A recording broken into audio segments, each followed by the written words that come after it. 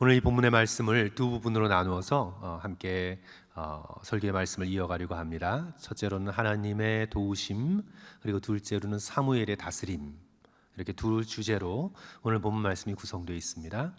우리 먼저 하나님의 도우심 부분을 함께 살펴봅니다. 우리 12절부터 14절까지의 내용인데요, 우리 12절 보시면 너무나 잘 아는 그런 성경의 지명의 유래를 우리에게 알려주고 있습니다.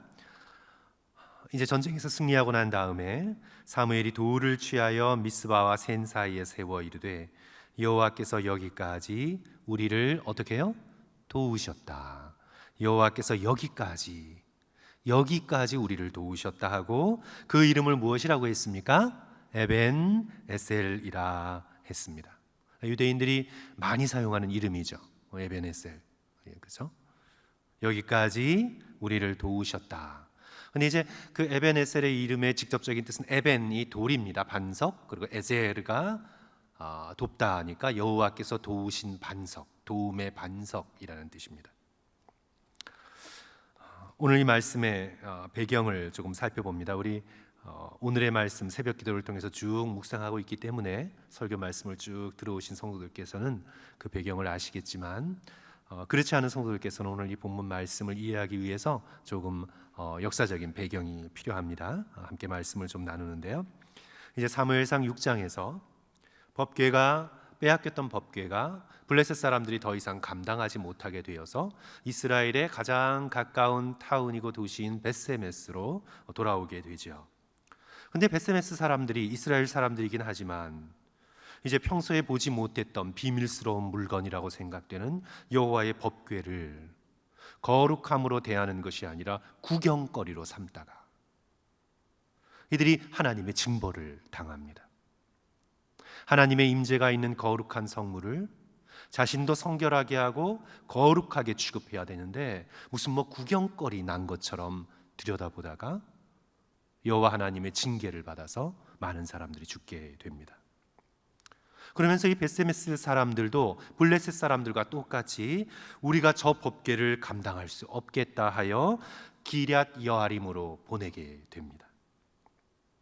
근데 기럇 여아림 사람들은 이 벳세메스 사람들과 다르게 그 법궤를 거룩하게 취급을 하는데 아비나답의 집에 보내는데, 이제 아비나답은 그 법궤를 거룩하게 취급해서 조심스럽게 돌보며 법궤가 아비나답의 집에 20년 동안 머물게 되지요. 우리가 이제 나중에 보게 되는데 법궤가 20년 동안 머물면서 이 아비나답의 집에 엄청난 축복을 가져다 줍니다.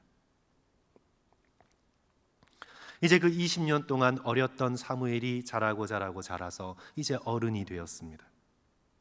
이스라엘의 지도자가 되었습니다. 역사는 그를 마지막 사사라고도 표현하고 하나님의 말씀을 맡은 선지자라고도 표현을 합니다. 그가 이제 지도자가 되어서 이스라엘 백성에게 처음으로 일으킨 운동은 회개 운동이었습니다. 7장 3절 보시면, 우리 7장 3절 한번 보겠습니다. 성도 여러분, 우리 같이 읽을까요? 사무엘이 같이 읽습니다. 시작. 사무엘이 이스라엘 온 족속에게 말하여 이르되 만일 너희가 전심으로 여호와께 돌아오려거든 이방 신들과 아스타롯을 너희 중에서 제거하고 너희 마음을 여호와께로 향하여 그만을 섬기라. 그리하면 너희를 블레셋 사람의 손에서 건져내시리라. 아멘. 회개 운동이죠. 회개는 돌이킴입니다. 마음을 돌이키는 겁니다. 회개 운동은 마음을 돌이키는 것입니다. 단순한 외적인 종교의 행위가 아니라 마음을 돌이키는 것입니다. 세상을 향해 세상을 바라봤던 마음을 돌이켜 하나님을 향하고 하나님을 바라보는 것입니다. 그게 바로 회개 운동입니다. 너희는 너희 마음을 여호와께로 향하여 그만을 섬기라. 세상을 향해 있었기에 세상을 다스린다고 생각되는 거짓 우상들, 특별히 바알과 아스타롯, 이 농업의 신이죠. 천둥과 번개의 신이고 다산의 신입니다. 그래서 세상을 바라보며 세상에서 무엇인가를 더 많이 얻기 위해서 세상을 바라보다가 우상을 섬기는 그래서 마음이 세상을 바라봤다면 이제 돌이켜 여호와 하나님을 향하고 오직 그만 섬기라. 이것이 이제 회개의 운동이죠. 이 회개의 부흥 운동이 어디에서 일어났습니까? 미스바라는 곳에서 일어났습니다. 그래서 이 역사적인 사건을 가리켜 미스바의 회개 운동이다, 미스바의 부흥이다, 이렇게 우리는 표현하고 있습니다. 오직 하나님만 섬기겠다고 결심하여 그 결단의 마음을 담아 하나님께 온 이스라엘 백성이 모여서 제사를 올리게 되죠. 미스바에서. 그것이 이제 9절의 말씀인데, 사무엘이 전 먹는 어린 양 하나를 가져다가 온전한 번제를 여호와께 드리고, 여태까지는 번제가 온전하지 못했습니다. 번제를 드리는 홈리와 비느하스 자체가 온전하지 못했고, 드리는 제물을 중간에서 다 뜯어먹어서 온전한 제사를 하나님께 드려본 적이 없었습니다. 그러나 이제 사무엘이 젖 먹는 어린 양 하나를 가져다가 온전한 번제를 여호와께 드리고 이스라엘을 위하여 여호와께서 부르짖음에 어떻게 해요? 여호와께서 응답하셨더라. 나뉘지 않은 마음으로 여호와만을 의지할 때 하나님께서 그런 우리의 마음을 보시고 응답하십니다.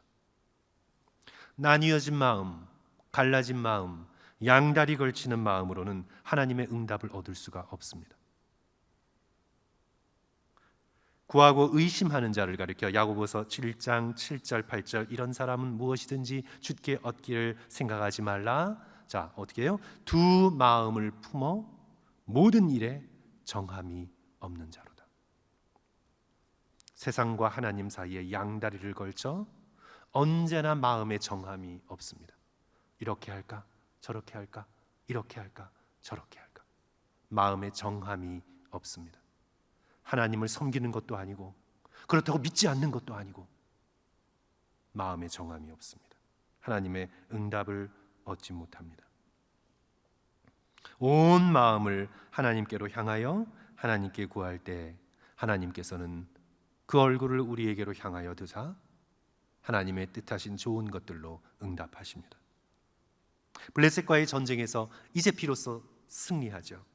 성도 여러분, 이제 말씀을 계속 묵상하신 성도들은 아십니다. 첫 번째 전쟁에서 이제 이스라엘 백성이 블레셋에서 패했습니다. 그래서 4,000명이 그날 죽었습니다. 고대 전쟁에서 4,000명의 사망자는 엄청난 숫자입니다. 그래서 이제 2차 전쟁에서는 어떻게 했습니까? 우리가 그냥 싸우다가 졌구나. 이제 지성소에 있는 하나님의 거룩한 법궤를 가져다가 전쟁터에 가져오면 그 법궤의 능력으로 우리가 이기리라 해서 전쟁을 벌였는데 어떻게 됐습니까? 보병 3만 명이 그날에 다 죽어버렸습니다. 3만 명이 전사했다는 건 더 이상 재건 불가능한 상태가 되었다는 뜻이에요. 두 번에 걸친 연속적인 전쟁에서의 패배였습니다. 법궤가 빼앗겼고 엘리의 두 아들 홈리와 비느하스는 그 자리에서 죽었으며, 법궤가 빼앗겼다는 소식을 듣고 엘리 제사장이 앉았다가 뒤로 넘어지는 바람에 목뼈가 부러져 그 자리에서 죽었습니다. 이스라엘의 역사에 가장 어두웠던 시대입니다. 이제 그 두 번의 참패 후 이제 세 번째 전쟁을 앞두고 있습니다. 온 마음을 다해 하나님께로 돌아오고 미스바에서 회개하고, 자신들의 군사력은 별로 이제 없어요. 그런데 그렇게 회개하고 온 마음을 다해 하나님을 의지하고 전쟁에 나갔습니다. 어떻게 되었나요, 성도 여러분? 하나님께서 우레를 보내셔서 이스라엘이 여지껏 경험해 보지 못했던 엄청난 승리를 얻게 됩니다. 그것이 10절의 말씀이죠. 사무엘이 번제를 드릴 때에 블레셋 사람이 이스라엘과 싸우려고 가까이 오매 그날에 여호와께서 블레셋 사람에게 어떻게 해요? 큰 우레를 발하여 그들을 어지럽게 하시니 그들이 이스라엘 앞에서 패한지라. 이 큰 승리를 얻고 이제 돌아와서 단을 쌓고, 그렇죠? 그곳의 이름을, 반석을 쌓고 그곳의 이름을 무엇이라고 부릅니까?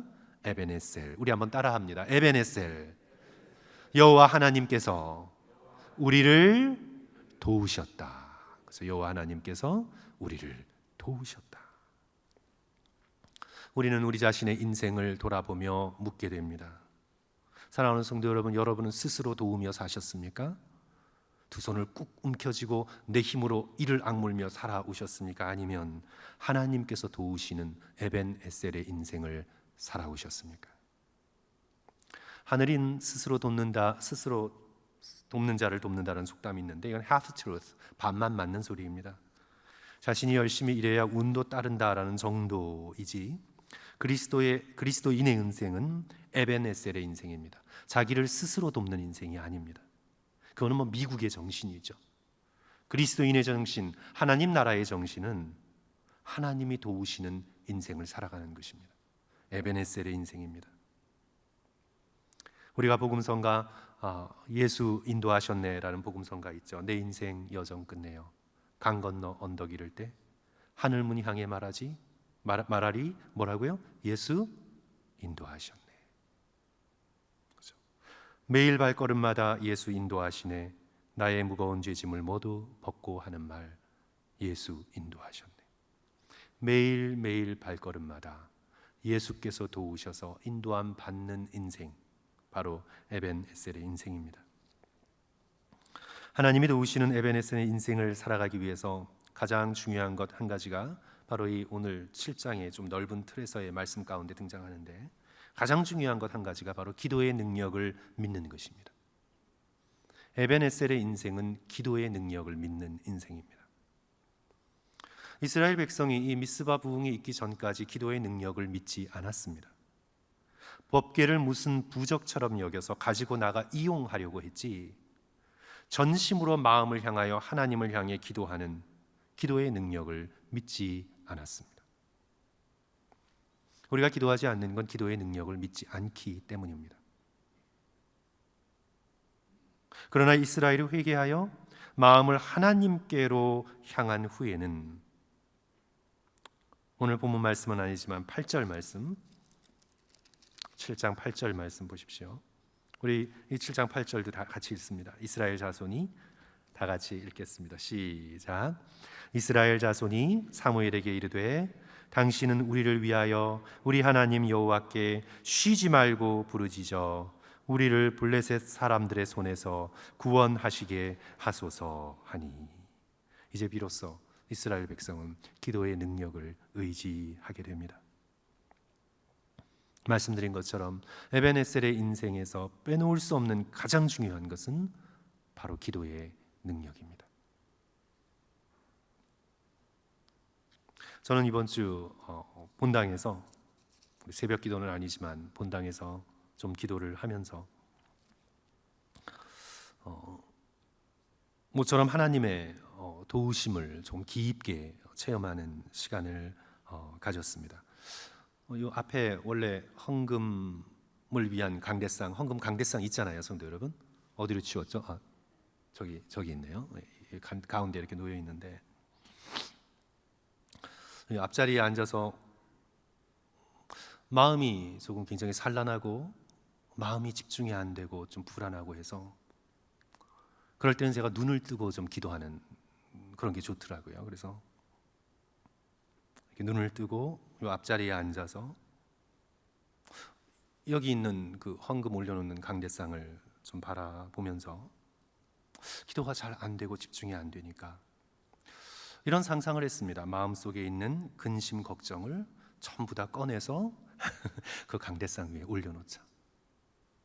올려놓고 연로한 부모님 한 분 한 분 올려놓고, 가족들, 염려가 되어 걱정되는 가족들 하나하나 올려놓고, 그리고 또 중보기도가 필요한 교우들 하나하나 올려놓고, 물론 기도 중에 올려놨다는 거지 진짜 올려놨다는 건 아니에요. 올려놓고, 기도가 안 되니까, 기도가 이게 참 집중이 안 되니까 올려놓고, 거기다 다 올려놓고, 제가 걱정하고 있는 연로한 부모님 거기다 다 눕혀놓고, 다 올려놓고, 하나님께 다 맡기며 내 마음의 근심을 덜고 하나님께 맡기며 기도할 때, 성도 여러분, 우리는 항상 기도할 때 하나님이 주시는 위로를 느끼지만, 그러나 그럴 때 특별히 하나님께서 놀라운 평강으로 함께 해주시는 것을 깨닫게 되었습니다. 그래서 우리 성도 여러분들께서도요, 조금 기도가 조금 잘 집중이 안 되고 힘들다 그러면 교회에 나오셔서 제가 저거 가운데 이렇게 갖다 놓을게요. 그 위에다가 걱정거리 다 올려놓으시고, 그리고 하나님께 다 꺼내놓으시고, 하나님께 다 맡겨드리고 마음속에 평안을 누리시기를 주님의 이름으로 간절히 축원합니다. 하나님께서 일하실 것이다. 하나님께서 도우실 것이다. 바위같이 견고한 확신이 처음에는 굉장히 심란하고 산란해서 기도를 시작했지만, 그 강대상 위에 모든 것을 꺼내놓고 기도하고 일어설 때에는 하나님이 일하실 것이다, 하나님이 역사하실 것이다 라는 바위 같은 견고한 확신을 하나님께서 주셨습니다. 그리고는 이제 금요 설교 준비를 하는데 바로 이 본문이에요. 그게 바로 에벤에셀의 바위예요. 바위. 에벤에셀이 도우심의 바위잖아요. 바위. 아, 그렇겠구나. 사무엘이 이 바위, 커다란 바위를 올려다 놓고 거기에다가 자신의 모든 염려, 이스라엘의 모든 죄, 이스라엘의 모든 걱정거리를 다 올려놓고 하나님께서 도우셨고 하나님께서 도우실 것이다. 에벤에셀의 바위 위에 모든 것을 올려놓았구나. 말씀을 준비하면서 그런 은혜를 받았습니다. 오늘 12절 다시 보십시오, 성도 여러분. 사무엘이 돌을 취하여 미스바와 센 사이에 세워 이르되 여호와께서 여기까지 우리를 도우셨다 하고 그 이름을, 그 돌의 이름을, 그곳의 이름을 에벤에셀이라 하니라. 사랑하는 성도 여러분, 기도의 능력을 믿으시면서 에벤에셀의 인생을 살아가시기를 주님의 이름으로 간절히 축원합니다. 13절을 보십시오. 하나님께서 도우십니다. 하나님께서 액션, 하나님께서 도우십니다. 우리가 기도하지 않고 우리가 액션을 취할 때는 하나님께서 잠잠히 계시지만, 그러나 우리가 우리의 모든 액션을 내려놓고 하나님 앞에 나와 도우시는 하나님을 의지하여 주님을 바라볼 땐 주님께서 움직이기 시작하시죠. 13절 보십시오. 이에 블레셋 사람들이 굴복하여 다시는 이스라엘 지역 안으로 들어오지 못하였으며 여호와의 손이 사무엘이 사는 날 동안 블레셋 사람을 막으시매. 여호와의 손이, 보이지 않으시는 여호와의 손이 사무엘과 함께 하시잖아요. 그죠? 그리고 14절, 블레셋 사람들이 이스라엘에게서 빼앗았던 성읍이 에그론에서부터 가드까지 이스라엘에게 회복되니 이스라엘이 그 사방 지역을 블레셋 사람들의 손에서 도로 찾았고 또 이스라엘과 아모리 사람 사이에 평화가 있었더라. 평화, 샬롬, 평화가 있었습니다. 서쪽의 블레셋도 건드리지 못하고 동쪽의 아모리 족속도 이스라엘을 건드리지 못하게 되는 하나님의 손이 만들어 가시는 샬롬, 평화가 이스라엘에게 있었습니다. 사랑하는 성도 여러분, 기도의 능력을 믿고 하나님께 나와 부르짖고 간구할 때 하나님의 손이 여러분의 심령 가운데 허락하시는 놀라운 평강 샬롬을 누리시기를 주님의 이름으로 간절히 축원합니다. 이제 오늘 본문에서 우리가 살펴보는 두 번째 주제는 사무엘의 다스림이죠. 이제 여호와께서 도우시고, 여호와께서 도우셨다고 사무엘이 아무것도 안 하는 게 아니죠. 우리는 자꾸 오해를 해요. 하나님께서 하시고 하나님께 맡겨드렸으면 나는 마치 두 손 놓고 그냥 가만히 있어도 하나님이 다 하시는 것처럼. 그렇지 않죠. 하나님께서 하시죠. 하나님께서 도우시죠. 하지만 이스라엘 백성은 또 창칼을 들고 나가 싸워야 하고, 하나님께서 맡겨주신 일상에서 하나님의 도우심을 의지하고 기도의 능력으로 하나님께서 주신 일터를 가꿔야 되고, 하나님이 도우셨다고 사무엘이 두 손 놓고 있는 게 아니에요. 하나님이 도우시기 때문에, 하나님께서 역사하시기 때문에 에베네셀의 하나님을 의지하고 기도로서 의지하며 그는 맡겨준 사명을 위해 열심히 사는 날 동안 이스라엘 백성을 섬기며 다스리는 거예요. 그래서 여기서 에베네셀의 하나님과 사무엘의 부지런하게 다스리는 그 다스림의 역사는요, 서로 배치되는 게 아니에요. 하나님의 도우심을 진실로 경험한 믿음의 백성은요, 어떤 사람보다 부지런합니다. 부지런하면서도 조급한 것이 아니라 어떤 사람들보다 평강을 누리고 능력을 누리고 평안을 누립니다. 이것이 세상이 알지 못하는 비밀이잖아요. 그래서 오늘 본문 말씀이 하나님의 도우심, 에베네셀의 하나님과 함께 사무엘이 부지런히 여러 곳을 다니면서 맡겨주신 사명을 잘 다스리는 사명을 충성스럽게 감당하는 이 모습을 동시에 우리에게 보여주고 있는 거죠. 15절부터 17절까지 우리는 사무엘의 다스림을 보게 됩니다. 여기서 다스리다, 마샬이라는 히브리어 단어인데, 이것은 마치 왕이 자기의 영역을 다스리듯이, 영주가 자신의 영역을 다스리듯이 하나님께서 우리에게 다스리라고 주신 삶의 영역을 다스리는 거예요. 마샬, 다스리다예요. 이 다스리다라는 단어가 짧은 이 세 구절에 3번 반복해서 나타납니다. 15절, 사무엘이 사는 날 동안에 이스라엘을 다스렸으되. 16절, 해마다 베델과 길갈과 미스바로 순회하여 돌아다니면서 그 모든 곳에서 이스라엘을 마샬, 다스렸고. 17절 보시면 라마로 돌아왔으니 이는 거기에 자기 집이 있음이라. 거기서도 이스라엘을, 집에서 쉰 것이 아니라 거기서도 이스라엘을 다스렸으며. 특별히 여기서 이제 다스리다 할 때는 판관들, 그러니까 저지들이 하는 것처럼 옳고 그름의 문제, 율법의 문제, 백성들이 크고 작은 것으로 판단을 요구하는 그 문제를 들고 나왔을 때 사무엘이 마치 판관처럼 하나님의 말씀, 율법의 말씀, 하나님께서 주시는 지혜를 가지고 하나님의 정의를 올바르게 실행했다, 그런 뜻이에요. 그는 어디를 가나 하나님의 율법과 말씀으로 이스라엘을 다스렸습니다. 집이 있는 라마에서도 다스렸습니다. 그런데 성도 여러분, 이제 우리가 조금 생각하게 됩니다. 사무엘의 다스림을 보면 그가 왕이었나? 아니에요. 그는 절대 왕권을 가진 왕으로 이스라엘을 다스리지 않았습니다.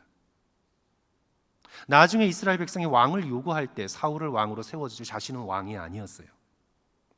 16절에서 보듯 그는 순회하면서 돌아다니면서 다스렸습니다. 왕궁에 앉아서 군사력과 돈의 힘으로 다스리는 것이 아니라 그는 돌아다니며 하나님의 말씀의 힘으로 저들을 섬긴 것입니다. 그의 집, 사무엘의 집이 있는 라마라는 타운은 아주 작은 타운이에요. 거기에서 궁궐을 짓거나 하인을 부리거나 하는 권력자로서 그는 다스리지 않았습니다. 우리가 이제 내일 새벽에 함께 살펴볼 말씀인데, 그래서 그는, 사무엘은 왕으로서의 다스림이 아니에요. 왕은 한 분밖에 없어요. 왕은 누구예요? 하늘에 살아계신 여호와 하나님이 왕이시지 인간이 왕일 수가 없어요. 하나님이 왕이세요. 보이지 않는 왕이신 하나님께서 다스리는 도구로서 사무엘은 하나님의 종이 되어서 말씀을 가지고 이스라엘 백성을 사랑하는 마음을 가지고 나귀를 타고 돌아다니면서 겸손하게 저들을 다스렸던 거죠. 사무엘의 다스림은 왕으로서가 아니라 사사로서, 순회 설교자로서, 선지자로서의 다스림이었어요. 어떤 세속적인 특권이나 어떤 세상적인 강제적 권력으로 개입하지 않았습니다. 이제 후에 사무엘이 초대왕 사울을 세워놓고 자신은 은퇴하면서 이스라엘 백성에게 고별 설교를 하잖아요. 그가 어떻게 고별 설교를 합니까? 사무엘상 12장 3절을 보시면 내가 여기 있나니 여호와 앞과 그의 기름 부음 받은 자 앞에서, 그러니까 사울 앞에서 내게 대하여 증언하라. 내가 누구의 소를 빼앗았느냐? 누구의 나귀를 빼앗았느냐? 내가 누구를 속였느냐? 내가 누구를 압제했느냐? 내가 누구의 눈을 흐리게 하는 뇌물을 누구의 손에서 받았느냐? 그러하였으면 내가 그것을 너에게 다 갚을 것이라 하지 않았다는 것입니다. 나중에 왕들이 저지르는 그런 일들을 사무엘은 하나도 하지 않았다는 것입니다. 백성들이 다 증언하지요. 당신은 우리를 속인 적도 없었고 우리에게 하나도 빼앗지 않았고 우리를 압제한 적도 없나이다. 사무엘은 겸손하게 소박하게 백성 중 하나처럼 살면서 하나님이 주신 말씀의 권위로 저들을 섬긴 것입니다. 내가 다스리는 자다, 내가 권력이 있는 자다, 그러니까 내 말을 들어야 한다 하는 교만함과 어떤 자신의 그런 인간적인 힘으로 사람들을 누르며 스스로를 높이며 왕같이 거만하게 굴지 않았습니다. 아주 겸손하게 여호와의 말씀을 가지고 정말 단순하고 소박하게 살면서 이스라엘 백성을 돌봤습니다. 그러나 성도 여러분, 성경에 나오는 왕들을 한번 살펴보십시오. 우리가 왕 하면 벌써 출애굽기에서 애굽 왕 바로를 들지 않습니까? 힘과 폭력으로 사람들을 다스립니다. 거대한 궁궐을 지어놓고 이스라엘 남자아이들이 태어나면 모두 다 나일강에 빠뜨려 죽게 하고 자기네 민족을 위협할까 봐 그리고 그런 이스라엘 백성을 노예로 삼아서 빚돈과 람세성을 짓도록 강제 노역을 시키고, 이게 왕들의 모습입니다. 바벨론의 왕들을 생각해 보십시오. 느부갓네살 금신상을 세워서 절하지 않는 이는 모두 다 죽이는, 에스더서에 나온 아수에로 왕을 생각해 보십시오. 자기 기분에 따라 폐위시키고 누구를 세우고, 아첨하는 신하의 말 한마디에 유대민족 전체를 말살하려고 하는, 세상의 왕들은 힘과 폭력으로 다스리려고 합니다. 세상의 왕들은 금신상을 세우고 돈과 물질로서 다스리려고 합니다. 성도 여러분, 여러분이 여러분의 가정과 직장과 사람과의 관계를요, 힘으로써 다스리려고 하고, 아내나 자녀한테 힘으로써 다가와서 권위를 부리려고 하고, 그래서 뭐 세상에 문제가 생기면 돈으로써 어떻게 해결하려고 하고, 그리고 마음속에 내가 이렇게 사는 것은 돈이 없기 때문이 하고 스스로 자학한다면, 여러분은 정확하게 세상의 방법으로 이 세상을 다스리려는 세상에 속한 사람들입니다.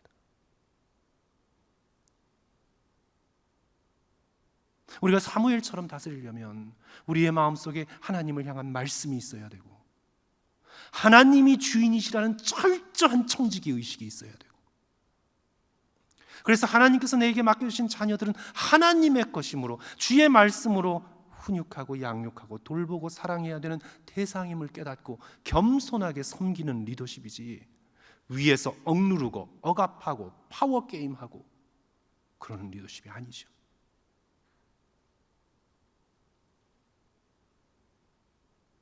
성도 여러분, 이 사무엘의 이 다스림의 아주 중요한 포인트가 되는 것이 바로 사무엘상 7장 17절 말씀인데, 마지막 절이죠. 우리 다시 한번 다 같이 한 목소리로 함께 읽습니다. 라마로 돌아왔으니, 시작. 라마로 돌아왔으니 이는 거기에 자기 집이 있음이니라. 거기서도 이스라엘을 다스렸으며 또 거기에 여호와를 위하여 뭘 쌓았습니까? 제단을 쌓았더라. 제단을 쌓았더라. 또라는 단어가 나오죠. 사무엘은 항상 어디를 가든지 다스렸으며 제단을 쌓았습니다. 다스리면서 자기의 기념비, 자기의 동상, 자기의 업적을 쌓은 것이 아니라 다스렸으며 예배드렸습니다.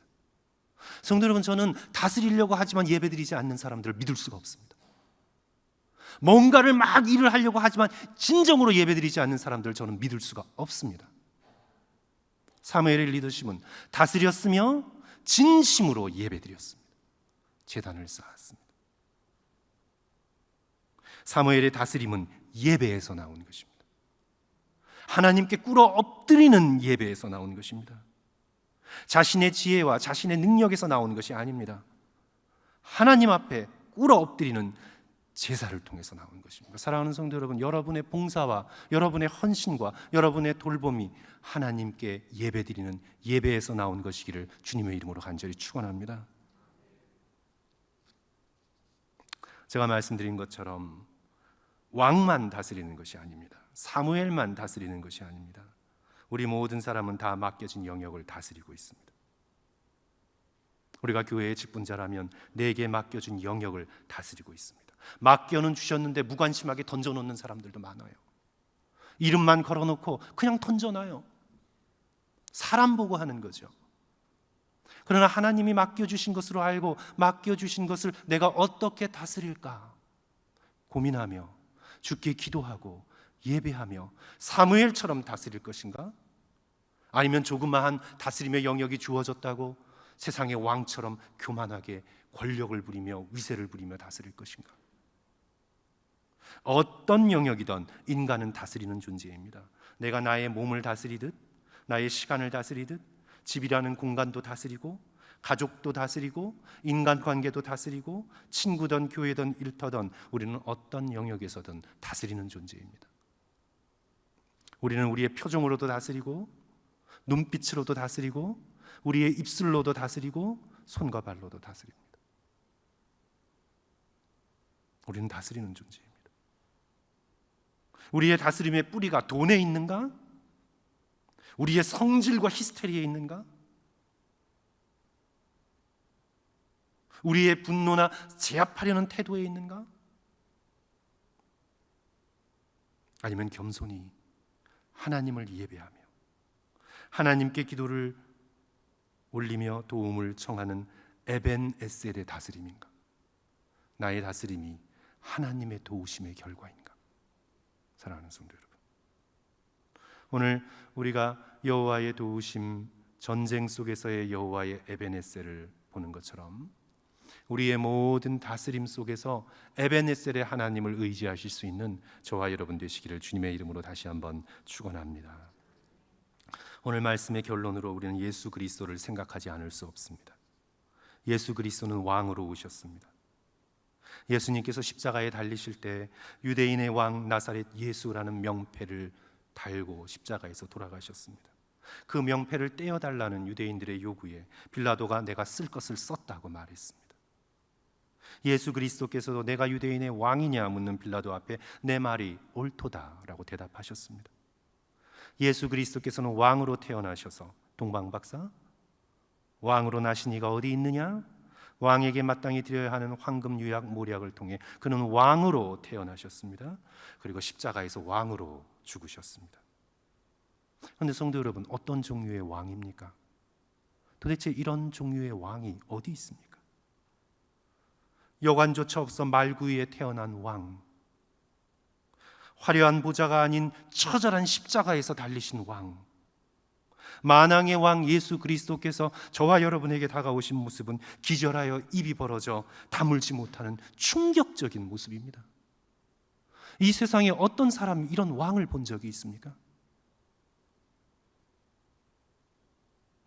사무엘은 마지막 고별 연설에 내가 아무것도 빼앗지 않았다고 했지만 예수님께서는 모든 걸 빼앗기셨습니다. 남의 것을 빼앗기는 정도가 아니라 예수님께서는 머리끝부터 발끝까지 탈탈 털리셨습니다. 이런 왕이 어디 있습니까? 예수 그리스도께서는 목숨까지 내어놓으셨습니다.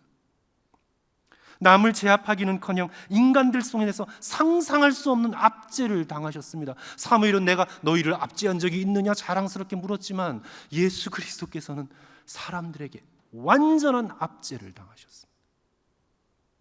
사무엘은 제단을 쌓았지만 예수 그리스도께서는 스스로 제단을 쌓은 후에 자신이 제물이 되셨습니다. 사무엘이 제단을 쌓는 것까지만 했지 사무엘은 자기 자신을 제물로 드릴 수 없었습니다. 그러나 예수 그리스도께서는 왕으로 오셨음에도 불구하고 스스로 쌓은 제단에 자신이 제물이 되셨습니다. 이런 왕이 세상에 어디 있습니까?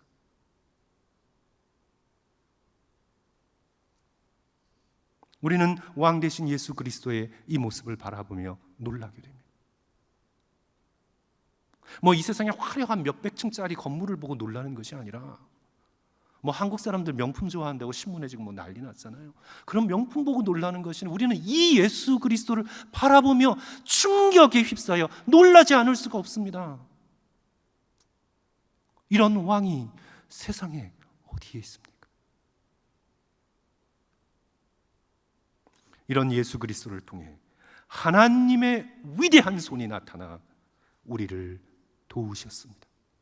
놀라운 말씀입니다. 오늘 여기 에베네셀에서 나타난 여호와 하나님의 손은 바로 예수 그리스도의 십자가를 통해 나타난 하나님의 손입니다. 하나님의 손이, 십자가에 나타난 하나님의 손이 우리를 도우셨습니다. 단지 블레셋에서 구원하신 손이 아니라 사탄의 손에서 우리를 구원하시고 사망의 손에서 우리를 구원하셨습니다. 에베네셀의 하나님은 바로 예수 그리스도의 하나님이십니다. 사랑하는 성도 여러분, 우리 모두 이 놀라운 십자가의 사랑을 믿으며 이 놀라운 십자가의 제단 앞에, 이 에벤에셀의 제단 앞에 저와 여러분의 모든 염려와 걱정을 맡기고 십자가로부터 쏟아지는 하늘의 샬롬, 하늘의 평강을 누리시기를 주님의 이름으로 간절히 축원합니다. 그리고 그 사랑을 받아 우리의 삶의 영역 속에 에벤에셀의 하나님을 증거하며 겸손히 내게 맡겨주신 사람들을 섬기며 부르심의 자리에까지 나갈 수 있는 복된 삶을 사시기를 주님의 이름으로 다시 한번 간절히 축원합니다.